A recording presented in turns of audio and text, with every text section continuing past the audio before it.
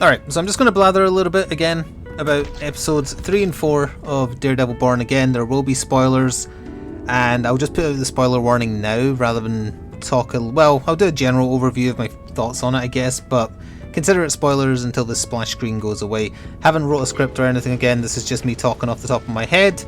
And as a quick reminder, after episodes 1 and 2, episode 1 was probably the worst in terms of damage to the Netflix legacy.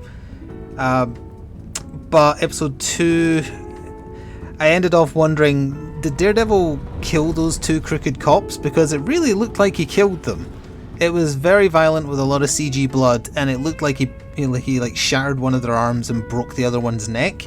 Well, episode 3, which when after I watched episode 3, I said in Discord, that was pretty good. I've rethought that angle because this is the problem with them releasing only one episode a week. I kind of pondered on episode 3 afterwards, between episode 3 and 4, and I realised, I don't really like what they did with Matt in episode 3. The episode itself is okay because it's kind of like it's a self-contained court episode, so it can't do any damage to the legacy of the general show, but it really, really hurts Matt's character in terms of he does some stuff he would not do with his history if he had a history, because remember, a lot of this that's been filmed was done before they decided to make the Netflix stuff canon, so that's the problem. Also, apparently the actor playing White Tiger died in real life, which probably made it problematic in terms of what they wanted to do with him. I don't know, they might have already decided what they were doing with him beforehand, no idea. So yeah, episode 2 ended off with those cops. You don't see the lackey that the main crooked cop brings with him in episodes 3 or 4. I presume he's alive, because the cop whose neck it looked like Daredevil broke, who is the main kind of crooked cop, like he's the one you want to see something bad happen to. He's just got a black eye in episode 3 for the court case, because he's one of the two officers who were beating up an informant. White Tiger intervened, accidentally got one of them hit by a train. He survived, and they're both crooked. Crooked for whom has not been revealed yet, by the way. So he's just got a black eye, which is very strange. I'm going to have to find that fight scene from episode 2 and I'll bung it in Discord later. You hear his neck crack. Like, Daredevil flings him to the floor really hard, his neck twists at an angle, and you hear a very definitive like, you hear his neck break. I don't know if maybe in the original telling he did actually kill those cops, maybe, because it feels like the conversation Matt has with the crooked cop prior to him being on the stand felt like newly recorded stuff, but then he's on the stand, so no, maybe he was always meant to survive. Maybe they just filmed it again to make it look more violent, or added more CG blood and sound effects to make it appear more violent. But the gist of episode 3 is White Tiger's court appearance. He is accused of killing a cop by the cops, and a lot of the cops are crooked.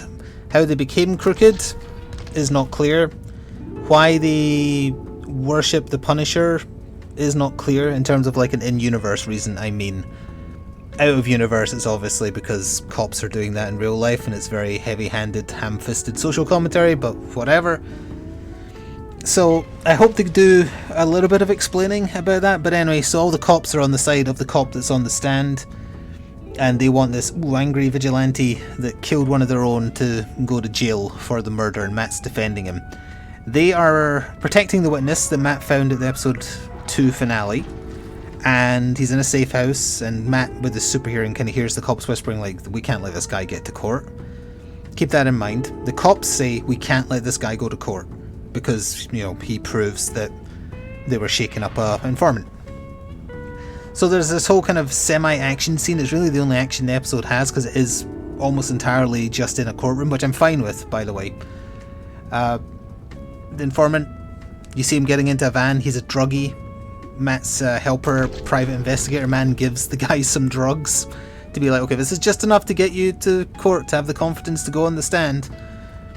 And then the crooked cop that was on the stand somehow knew where the informant was, goes there, chases the car, or the van rather, that the informant is in, pulls Daredevil's private investigator friend over and says like, open up the back. And he does, and first twist, the back of the van's empty. They were onto the crooked cops.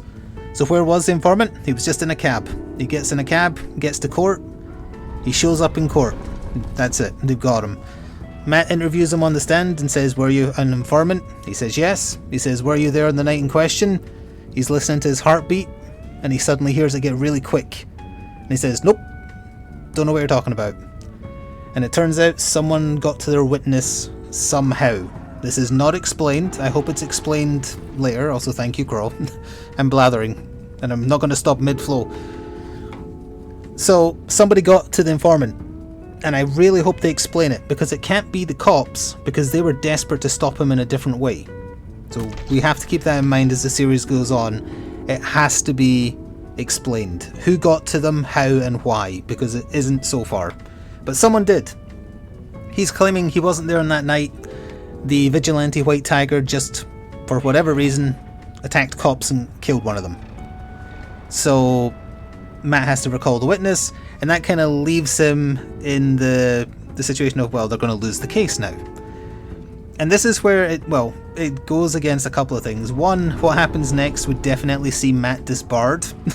And two, this is the part I was like, after watching the episode and a week passing, I was like, that's really, really bad. Matt does something he would never do given his secret identity as Daredevil. And 3, he accidentally gets someone murdered. And I'm not sure the show is ever going to deal with that. Because the finale for episode 3 is that to get the White Tiger off the hook, Matt, without his permission, reveals to the jury that Hector is his name. Hector is White Tiger, and reveals that, and then brings people onto the stand that White Tiger has saved to prove that he is of good character, so therefore he would not randomly murder a cop. And for a bunch of reasons within an actual court system, this would not work. The case would be, it'd have to retrial, etc. Matt would be disbarred. But beyond that, take it as, okay, in this universe that works that way, whatever. Matt would never do this, because if this is Matt who has lived through the Netflix Daredevil series, he knows firsthand that people finding out who you are as a vigilante means the people next to you die. It's a very simple thing. Hell, in the reshot episode 1 of this season, it got Foggy killed. For stupid reasons, because there's no reason Bullseye would really go after Matt over Kingpin, as I discussed previously, but he knows firsthand what happens to vigilantes whose identities are known. They or their family or both will get murdered by people. And he didn't ask Hector ahead of time. He said, it's the only way we could have won the case to stop you going to prison and probably getting, shanked or whatever. But Matt would never have done that. It would not be something he did in that manner, at least. He'd find some other clever way to buy more time, or to try and work out who got to his witness and prove it, something like that. But no, he does that, and because of all the good work that White Tiger has done, Hector gets off the hook. He is found not guilty, which is also not how it would work, I think, but whatever. It cuts to later that night, and episode 3 ends with him donning his White Tiger costume again, his magical amulet that they keep on repeatedly saying and gives him stupendous powers, but is never specific about what that means. And it also looks really cheap, by the way. The prop is not good for that necklace, but besides the point. He goes out into the streets, he's down an alleyway, he hears a woman yelling for help. He runs down the alley and looks to where the woman was screaming from. A hobo who was looking in a bin pulls out a silenced pistol, shoots him in the head, and walks away towards camera, showing a full Punisher body armor. I think they were trying to trick you into thinking it was the Punisher. It obviously isn't, it's a crooked cop. But whatever. So the White Tiger dies. I forgot to mention that earlier in the episode he and Matt have a nice kind of heart-to-heart where he talks about his hometown and this tree frog. And the only part of the episode I really liked was the credits are entirely silent except for the tree frog sound effect, to kind of let his death sink in. I'm not saying Matt is responsible for the death, but had he not have been murdered there as part of the larger plot, he would have got him killed further down the line by revealing his identity. It's not a great look, and not something he would certainly want done to himself. So that wasn't great. The episode itself, though, as I say, it didn't do a lot of damage to the Netflix show, and I didn't mind the courtroom drama stuff. I'm not a lawyer, so I don't know what's done right. So I didn't mind it. I thought it was pretty good from that regard. Bad character assassination of Matt. Also, there's a section where he's kind of alone in the courtroom, and you can tell they wanted desperately to make it look like a church, but Disney avoids anything religious, which is really, really not good for Daredevil, because Daredevil, Matt Murdock, is incredibly religious. He is a devout Catholic, and a lot of the great scenes of him dealing with his inner demons from the Netflix show are him going to confession. So that's just something they're missing out on. They're having to just kind of subtly use iconography, and like there's no one who would look at that scene of him alone in the courtroom and not think they're trying to make that look like a church. It's not a church, it's a courtroom, but they're trying, because they don't want to actually show a church. I think they showed the outside of a church in episode 1, if I remember rightly, or episode 2, and I think it was a CG church because they couldn't find a church. Lots of weird use of CG. I don't know why. But anyway, episode 4, and this is where kind of like the theme of what I want to blather about is coming to the fore, because episode 4 has an absolutely fantastic scene. I linked it in Discord this morning, obviously very spoiler filled. One really, really good scene of two actors being really, really good doesn't make the series good, unfortunately. So episode 4 begins with Matt very upset that Hector died, and he's at the morgue wanting to know where the shell casing was for the bullet that killed him. Coroner says, the cops couldn't find it. That seems awfully convenient. So Matt wants to look into that. And Hector's niece is there, and she's very upset. She wants to see the body. He refuses. And I think in the comics, that granddaughter, or niece, daughter, whatever she is to Hector, I think she becomes like a second White Tiger, so that's probably what they're setting up. Also why they keep mentioning that the amulet gives power, because I bet in a later episode we're going to see this little girl like kick ass, and that's going to be the excuse. She's got her father's necklace which gives her powers. Probably. That's a good child actress, or young actress I should say. I don't think she's a child, but whatever. She's good. She has a great speech about like who cares that a vigilante died, and the cops probably did it, but they're the cops, so what can you do? More social commentary, but not as ham-fisted as other examples. I think it was done very well. So Daredevil wants to go work out what happened to Hector. That kind of then picks up at the latter half of episode 4. The middle of episode 4 is a lot of boring Kingpin stuff. And when I was talking about episode 1 and 2, and indeed now episode 3 and episode 4, you might have noticed I didn't really talk about Kingpin much, except by saying there's no way the Fisk that was in the Netflix show would ever be elected mayor, because that just makes no sense. I didn't really mention what he's been up to because it's all boring garbage. He's mayor. He doesn't like being mayor because of all the bureaucratic red tape, which is kind of funny. But the crux of the story with him is he and his wife are seeing a therapist or a counsellor, whatever, to try and get their marriage back on track, and it just so happens to be the therapist that Matt is dating, although that hasn't really made any difference to the story so far. Because while Kingpin was away doing his stuff in Echo and Hawkeye, Vanessa, which is Kingpin's wife, she took over his criminal enterprise and she became the big bad of New York City. She had a good character arc in the Netflix show where Kingpin was desperately trying to keep that criminal side of himself hidden from her, because he kept thinking, push her away, she'll hate him. But then there's a nice twist in season 3 where she does find out, and she's actually with him on it. She supports him because she's kind of got a little nasty side as well, and that's kind of neat. So in his absence, she took over, he came back, everyone immediately fell in line with him, but now he's the mayor and he doesn't want to do illegal stuff because his soul got cleansed in Echo or something. And Vanessa, she still wants to do the evil stuff because she thinks if nobody's there to lead all the main families of New York, they'll all start turning on each other. And it kind of shows you that now and then, of the gangs like not liking each other if they don't have someone to kind of keep them in order. So, and this is a point of contention that's made a lot of people angry. In the literal sense of the word, Kingpin is cucked by his wife, because while he was away she had an affair with some random person. Not even a criminal, just some random guy. And Kingpin knows about it, so that's part of the reason they go to therapy. So he just has to sit there and act like a... I don't know how to describe how he's acting beyond this is not how Kingpin would act, even if in the setting of trying to save his marriage with a counsellor. Because they have to talk in vague terms to not say, hey, we're criminals and we're talking about a criminal enterprise. They're trying to do a Sopranos, I guess. But seeing him constantly emasculated by Vanessa isn't great. And then they try and replace Wesley by having Vanessa have this British guy that's kind of evil and does everything he's told. Wesley was a really good character in season 1 of the Netflix show. Kind of, he's Smithers if Kingpin is Mr. Burns, I guess you could say, but much more competent and evil. He does all the nasty stuff so Kingpin can stay in the shadows in the Netflix show.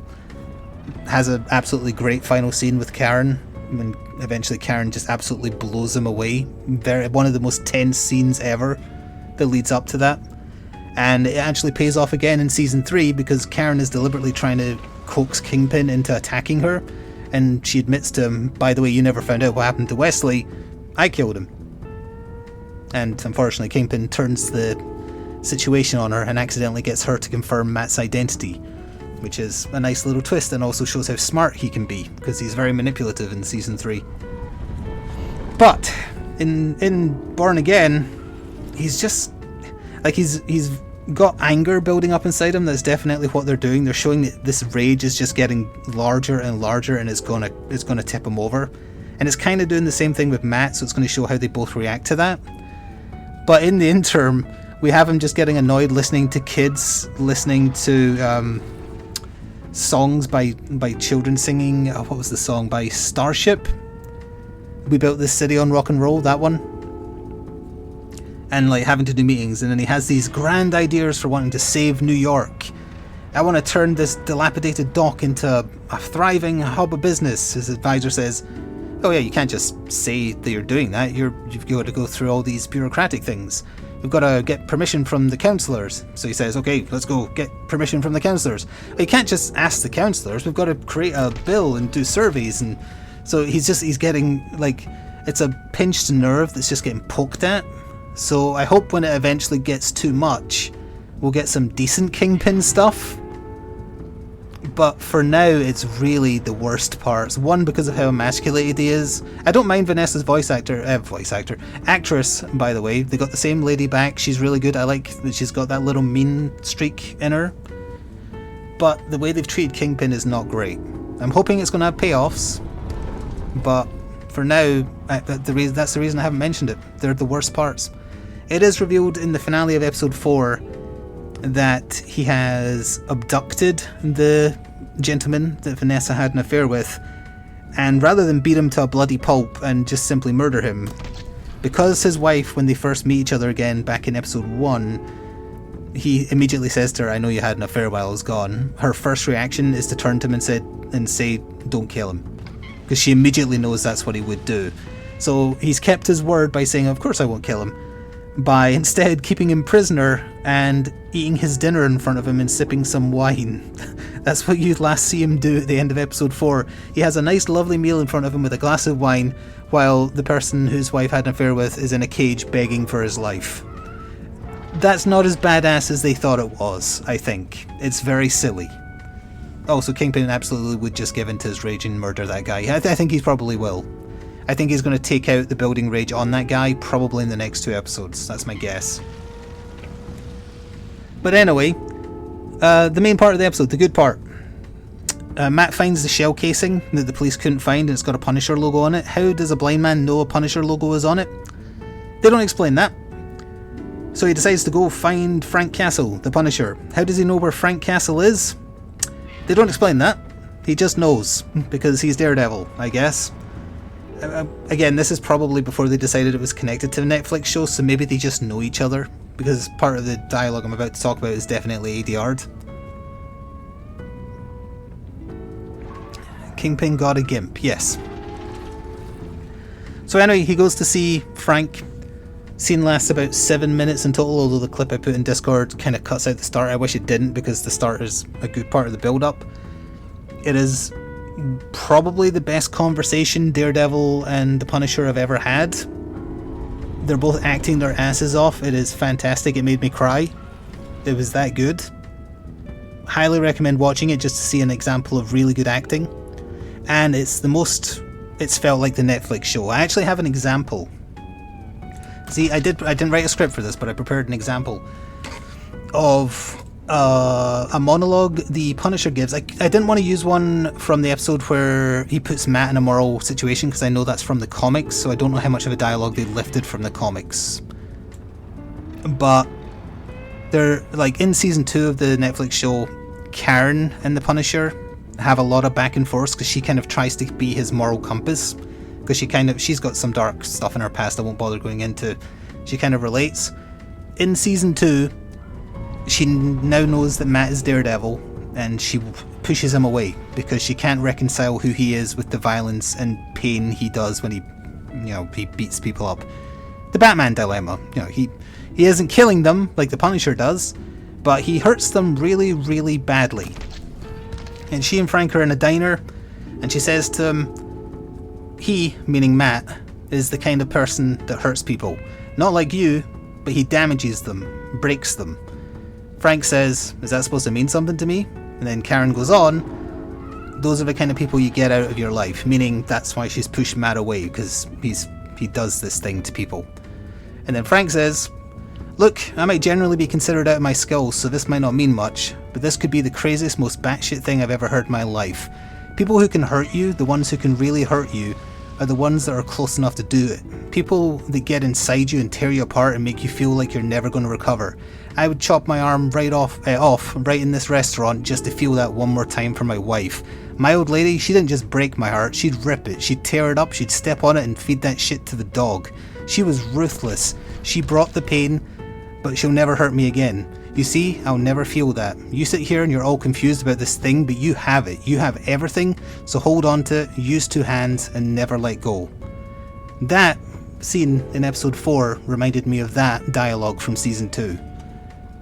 Don't necessarily agree with Frank's position, just to be clear, but in terms of characterizing how the Punisher feels about killing criminals versus trying to let a crooked system handle them, it's good. It's good stuff, and I really hope they do a lot more with it as the season goes on, because Matt's at his lowest now, so he might actually start leaning towards the Punisher's way of thinking, whereas in season 2 of Daredevil, he was fully convicted, no, the Punisher is wrong. They have great arguments in it, but he still stays on the side of, no, we don't kill them, we let the system handle it. But now he doesn't believe in the system because it's full of crooked cops. So, and it's further complicated as well, and I think this is how they're going to get the Punisher to help him, is that the crooked cops, are using him, the Punisher, as inspiration, when that's not what the Punisher does. So, I really hope they do a lot of good stuff with them. The episode was still largely boring because of the middle chunk focusing on Kingpin and his little gaggle of politicians who are all really not great. Cut in with the BB report, the shaky cam interviews, like that stuff. Oh yeah, when I was going over episode 1 and 2, I accidentally said Paul Bettany was Punisher. That's the guy who plays Vision. John Bernthal, that's the guy who plays Punisher. Really good. He was excellent in The Walking Dead, he's excellent in the original Netflix Daredevil, and he's still excellent. He has a voice that projects pure rage. He would have been, if he was a bit younger, he would have been a perfect replacement for Wolverine. He gets that really primal rage voice, and I love it. It's perfect. So I'm hoping they don't squander him. And oh yeah, episode 4 ends off with teasing a villain called the Muse, I think it is. I don't know them, haven't read a comic with them, so I can't tell you anything about them, other than he seems to be draining the blood out of hobos. I don't know, that's what he seems to be doing. So yeah, there's one absolutely fantastic moment in episode 4. It's about 10 minutes long in total, if you count all the preamble and post. 2 actors at the top of their game doing absolutely fantastic things.